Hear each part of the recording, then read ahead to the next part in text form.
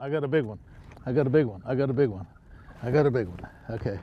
I got a big one flipping. Okay. Big flipping fish. Big flipping fish. Big old flipping fish. That's what we're talking about, folks. Okay, folks, this is what we're talking about. This is what we're talking about. Big old bass. Big old bass like this. Flipping them up, son. Old flipping stick. That's the way to catch them. That is the deal here. We're going to weigh this one. I want to put this thing down. Well, folks, okay, listen. Thanks for tuning in. And I'm going to show you a few things about flipping today. Big old powerful fish. We're at the Headwaters Pond here in Florida. And it's the winter time. It's January. I just picked up my flipping stick and I started flipping down this canal. I lifted that crawworm up, and this great big giant bass just bit. So I'm going to weigh it real quick.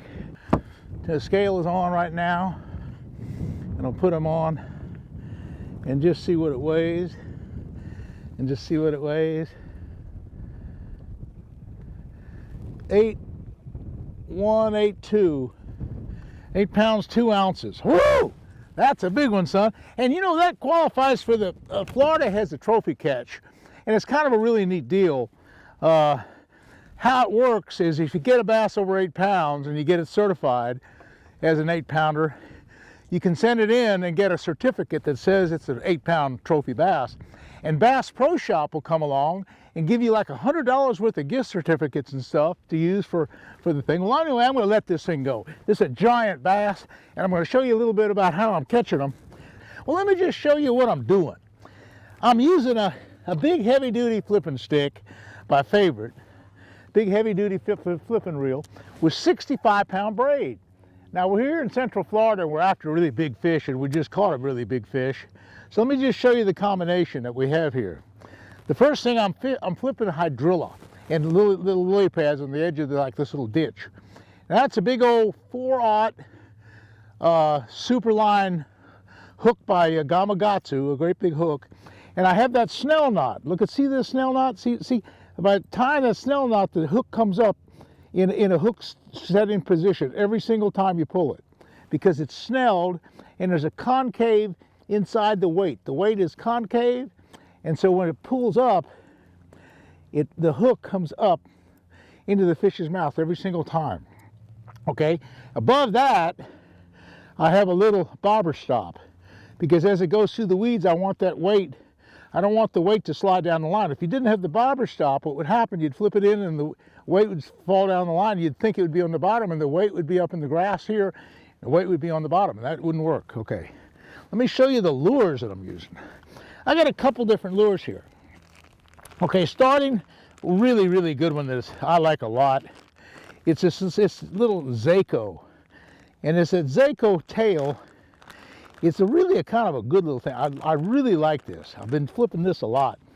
That little Zaco is really, really a cool deal. It's not a large bait, but to fish that Zaco the way I'm going to flip it, I'm going to come through the head of it right here, out the top, and just kind of pull that hook into position. Big old Yamamoto, turn it like this, and put the hook right in there like that. Wow. Now, put the weight down, and I'm just going to flip that Zaco. It's kind of a small profile bait, but this is the winter time, and these bass, if you notice, there's lily pads right here, and I'm just flipping it down. It's 4 or 5 feet of water, and when I lift it up, the fish kind of hit it sometimes at the top of the column. So what I'll do is let me get this thing in position. When I flip it into a spot, okay, I let it sink down, I feed it line, I get it down to the bottom, 4 or 5 feet deep. Now, when I lift it up, that's sometimes when they bite it at the top part of the deal, because see, the sun's out now. And the sun's out, one of the things that happen is, being the sun is out, they're kind of up on the upper part of the column of the water. So you lift it up, and you kind of lift it up, and as it's kind of coming up in the grass column, that's sometimes when they'll bite it. Okay, I'm going to get started. Now, I'll show you another couple lures that might really pay off in the long run. Let me just show you right here. Here's one that's really a good one. It is called the Cowboy, and I'll be using it for some. And the Cowboy, it's not just the soft plastic like you often see. See, some of these lures, you always hear about the Yamamoto being so soft, and the Senkos is real soft. Well, the Seiko is a harder plastic, and also this Cowboy is a harder plastic. It's better for flipping. It stays on the hook better. And that Cowboy is really, really an enhanced bait. And sometimes I'll take these little ends and I'll have one of these set up, and I'll probably just, for the heck of it, just gonna kind of trim it down like that and just flip it like that. So I'll try that for a while. And the other Seiko, I'll put everything down on the floor for the time being, start the trolling motor, and I'll start down this canal. There's one. I got one. I got one. There we go. I got him, son. He hit right away. He hit right. I'm going to put the power pole down. He hit the old Cowboy, just like the other ones. He hit right real quick. He wasn't very deep. As soon as I flipped in the water, I mean, he got it, like right now. So see what's happening, and it's a kind of a good thing. This water is really cold. It's back about 61 degrees. But as the sun shines, like it's shining right now, it's probably a little warmer. The top part of this thing is probably a little warmer. That's not much of a fish. It's not like that 8-pounder or anything, but it's representative of what I might be able to catch. I'm going to try another Cowboy. And I probably won't catch a lot of fish today. This is kind of an ABC of how to flip and how to pitch heavy cover, particularly hydrilla and lily pads and things like this. This would work in lakes like Okeechobee, of course. Here at the Headwaters Lake is a perfect example. There's another Lake Kissimmee and Istapoga. There's so many lakes here in South Florida that have reeds to flip, that have hydrilla to flip, that have lily pads to flip. You know, all that heavy cover is flippable. Heavy tackle.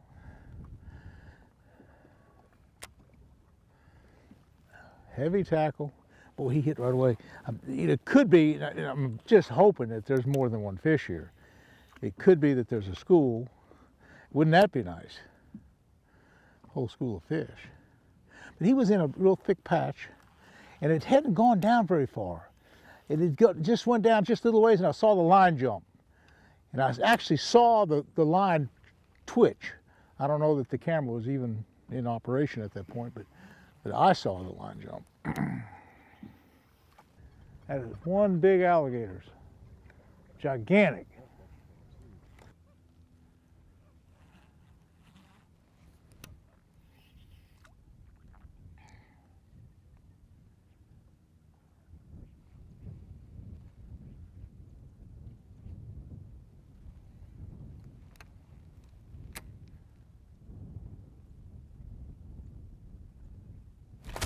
There's one.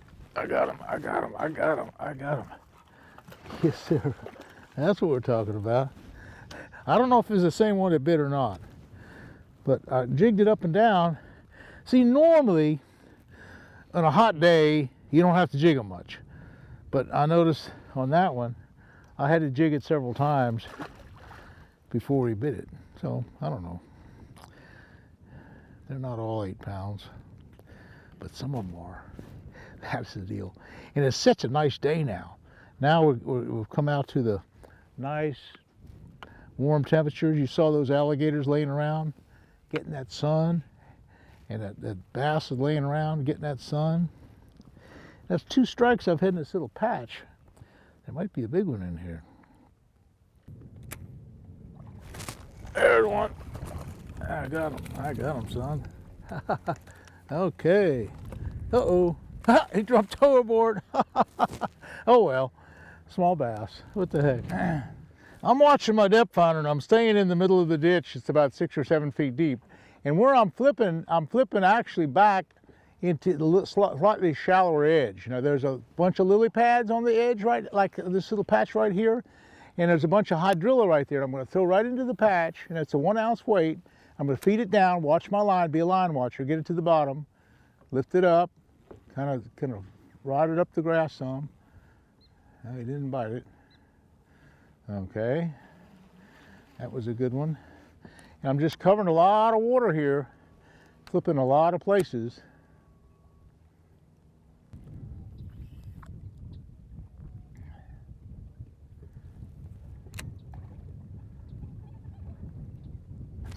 There's one, yeah.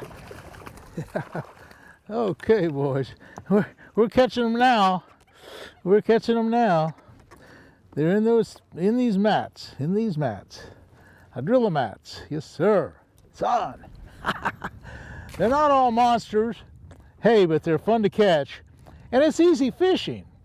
You know, it's not really rocket science doing this. You got to find the right area, and you got to have the right technique, and you have the right equipment. That's the main thing. You have to have the good snelled knot on your hooks, and you have to have good 65-pound, at least 65-pound braid. Some guys use 80. And what I'm doing now, I'm just finding, this is the thickest stuff I can find. It's right on the edge of the canal, and this is the thickest hydrilla there is. Now here we're in the deeper water, and this is the shallower water. So there's like a little ledge here.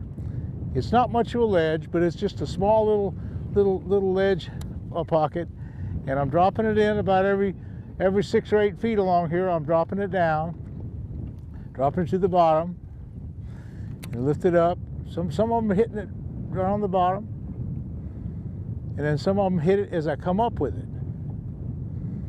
Some of them hit it on the top. Huh?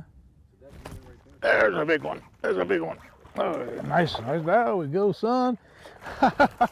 Yes, sir. That's a nice one. Yes, sir. Now we're talking. Now we're talking. Getting some nice medium-sized fish. Yes, sir.